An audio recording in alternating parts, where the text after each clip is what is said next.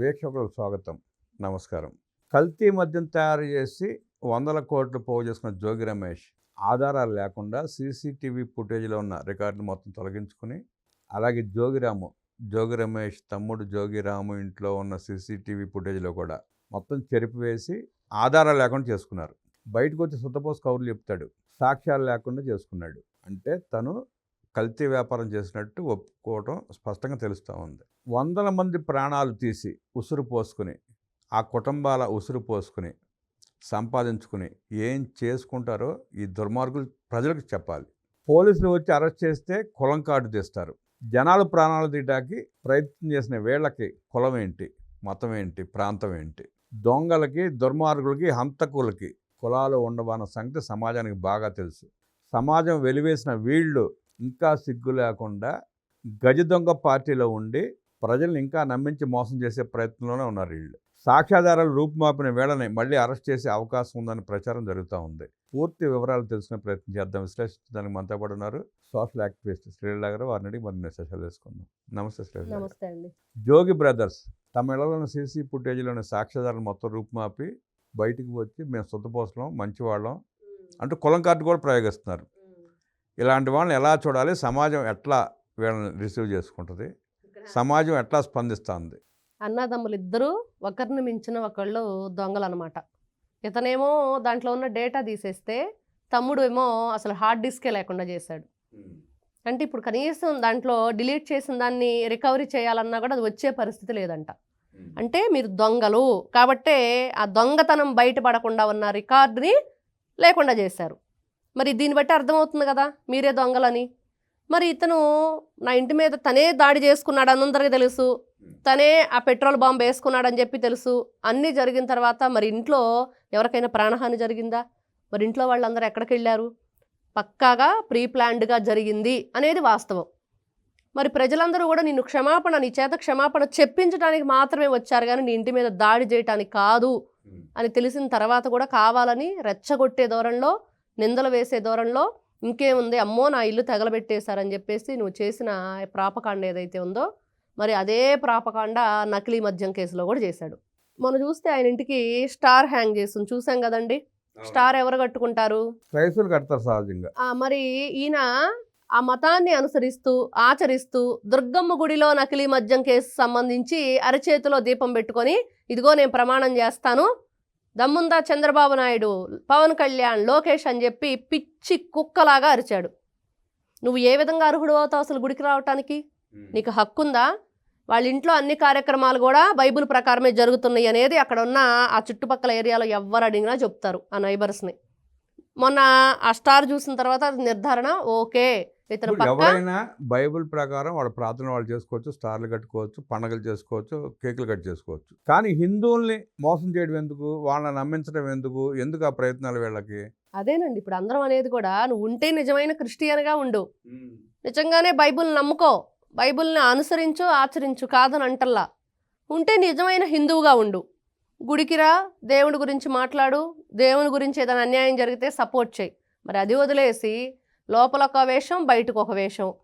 మరి జగన్మోహన్ రెడ్డి కూడా ఇంతే, చూసాం కదా. మరి బైబిల్ పట్టుకొని 4 గోడల మధ్య నేను బైబిల్ చదువుతానని చెప్పిన వ్యక్తి బయటకు వచ్చేమో గుళ్ళు గోపురాలంటూ తిరుగుతాడు, కానీ ప్రసాదాలు తినడు. వస్తాడు కానీ అక్కడ తీర్థం పుచ్చుకోడు. ఈ దొంగ నాటకాలు, ఈ డ్రామాలు ఎందుకు? ఇట్లాంటి డ్రామాలు ఆడే మిమ్మల్ని ప్రజలు నమ్మటం ఎప్పుడో మానేస్తారు. 2024 ఎలక్షన్లోనే ఆ రిజల్ట్ క్లియర్గా మనకు కనపడింది. మరి ఈ జోగి రమేష్, ఈ జోగి రాము, ఈ తోడు దొంగలు ఇద్దరు ఈ రోజున ఇంటికి ఎవరు వచ్చారు, మరి ఏ విధంగా జరిగింది, మరి అద్దేపల్లి జనార్దనం ఇవన్నీ ఉన్నాయి కదండి.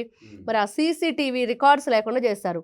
ఇక్కడ మరి పోలీసులు ఆ ఇంటి దృశ్యాలే కాకుండా చుట్టుపక్కల ఉన్న సీసీ కెమెరాలను కూడా పరిగణలో తీసుకుంటారు. మరి అక్కడ ఇంకా పక్కన ఇళ్ళకి ఎవరికైనా సీసీ కెమెరాలు ఉన్నాయా? ఇప్పుడు అన్ని వీధుల పల్లెటూరులో కూడా సీసీ కెమెరాలు పెడుతున్నారు, ప్రతి ఒక్క విలేజ్లో కూడా. మరి అక్కడ ఉన్న వాటిని కూడా ఇప్పుడు ఏ వెహికల్ వచ్చినా కూడా మీకు వాళ్ళ ఇంటికి వెళ్ళేటప్పుడు మనకు కనిపిస్తూ ఉండిద్ది. దాన్ని కూడా వాళ్ళు తీసుకున్నారా లేదా, లేకపోతే తీసుకుంటే బాగుంటుంది. ఎందుకంటే తప్పించుకోవడానికి ప్రయత్నించిన ఈ దొంగలు దొరుకుతారు. అంటే మొన్నటి వరకు ఏం అరుపులు అరిచాడండి, ఏం కేకలు వేశాడండి, అమ్మో నాకు అసలు సంబంధమే లేదు, నేను చాలా మంచివాడిని, అసలు నకిలీ మద్యం అంటే అసలు మద్యం అంటేనే తెలియదు, మళ్ళీ దాంట్లో నకిలీనా అన్నట్లుగా ఉంది వీళ్ళ వ్యవహారం. వీళ్ళ పరిపాలన నకిలీ, వీళ్ళ మాటలు నకిలీ, వీళ్ళ వేషాలు నకిలీ, అసలు మనుషులే నకిలీ. ఈ రోజున అసలు నాకే సంబంధం లేదని చెప్తున్న ఈ జోగి రమేష్ గతంలో మీసాలు మెలేసి బూతులు తిడుతూ చంద్రబాబు నాయుడు ఇంటి మీదకి మరి ఎంతమంది ఎన్ని కార్లు వేసుకొని వెళ్ళాడు. మరి జగన్మోహన్ రెడ్డి మనసు దోచుకోవటానికి ఎన్ని వెకిలి వేషాలు ఎర్రిపోకళ్ళు పోయాడు. మరి తర్వాత ఏం జరిగిందంటే జగన్మోహన్ రెడ్డి అబ్బా నా మనసు దోచేస్తావు నీకు మంత్రి పదవిని ఇచ్చాడు. ఇది వీళ్ళ భాగోతం, వీళ్ళు చేసిన చీకటి వ్యాపారాలు ఈ రోజున ఒక్కొక్కటిగా బయటకు వస్తుంటే దాని నుంచి తప్పించుకోవటానికి ఇలాంటి వేషాలు చీప్ ట్రిక్స్ ఫాలో అవుతూ మరి ఇంత నీచంగా దిగజారిపోయిన వీళ్ళు ఈ రోజున రాజకీయ నాయకులు మళ్ళీ కులాలను అడ్డం పెట్టుకోవటం. బీసీ బీసీ అని ఒకరు, కాపు కాపు అని ఒకరు. ఏం ఉపయోగం మీ వల్ల కులానికి? మీ వల్ల ఏం ఉపయోగం? చెడ్డ పేరు తెస్తున్నారు వీళ్ళు, మర్చిపోతున్నారేమో ఆ కులం వాళ్ళు కూడా, అందుకనే సపోర్ట్ చేయడం మానేశారు. మనం చూస్తే అండి బీసీ అని చెప్పుకున్న ఈ ఎవరైతే జోగి రమేష్ ఉన్నాడో మరి అతనికి సంబంధించి ఏ బీసీలు బయటకు వచ్చి మాట్లాడలేదుగా. ఎందుకంటే అమర్నాథ్ గౌడ్ అనే పిల్లవాడిని పెట్రోల్ పోసి తగలబెట్టినప్పుడు ఏం కూశాడు? అవును, కులాలు ఎందుకు వస్తాయి అన్నాడు. కులాలు ఎందుకు తీసుకొస్తారా? అలాంటి దుర్మార్గుడు దరిద్రుడు తన కాడికి వచ్చేటప్పుడు కులం కావాలి, బీసీ కార్డు కావాలి.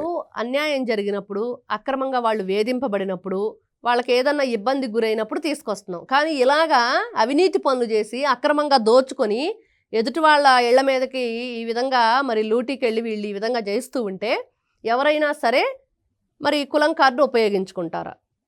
అంటే వీళ్ళు ఎంతసేపటికి జగన్మోహన్ రెడ్డి అక్కడ రాజశేఖర్ రెడ్డి నుంచి కూడా కులాల మధ్య చిచ్చు పెట్టడానికి బాగా నూరిపోశారు జనాలకి.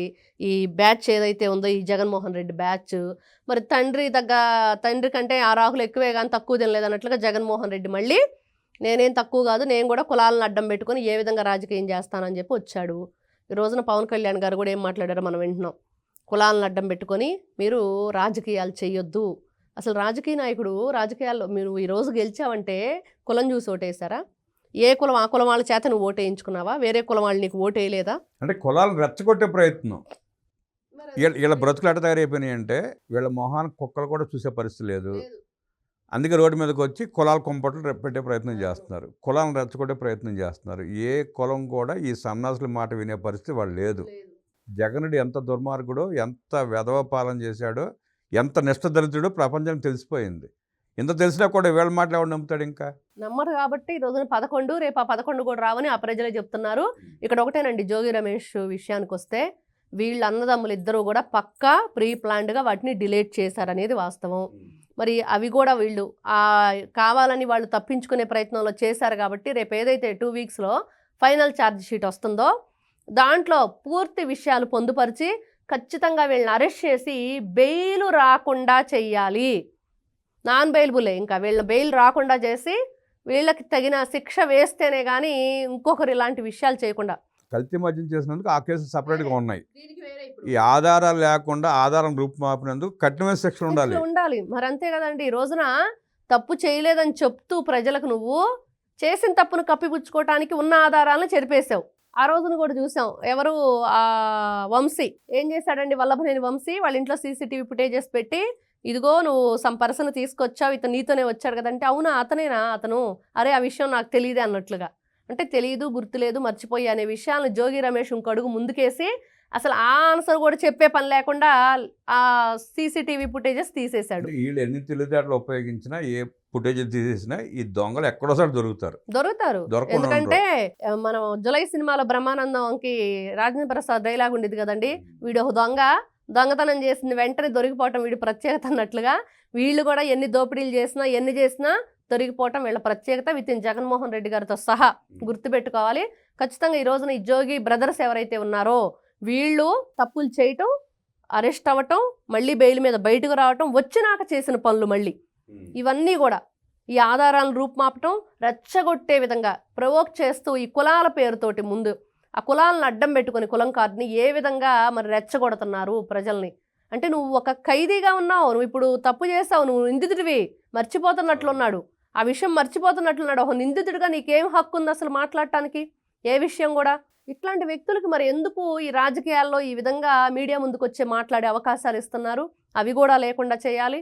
మరి తక్షణమే ఇతను ఏదైతే ఈ ఆధారాలు రూపుమాపాడో రేపు ఆ విషయాన్ని 2 వారాల్లో ఏదైతే ఫైనల్ ఛార్జ్ షీట్ వేస్తున్నారో దాంట్లో పొందుపరిచి మరి కఠినమైన శిక్షలు వేస్తే బాగుండిద్ది అనేది ఈ రోజున అందరూ కోరుకుంటుంది. జోగి బ్రదర్స్ ఆధారాల రూపుమాపిన నేపథ్యంలో త్వరలో పోలీసులు అరెస్ట్ చేస్తారంటూ విశ్లేషించిన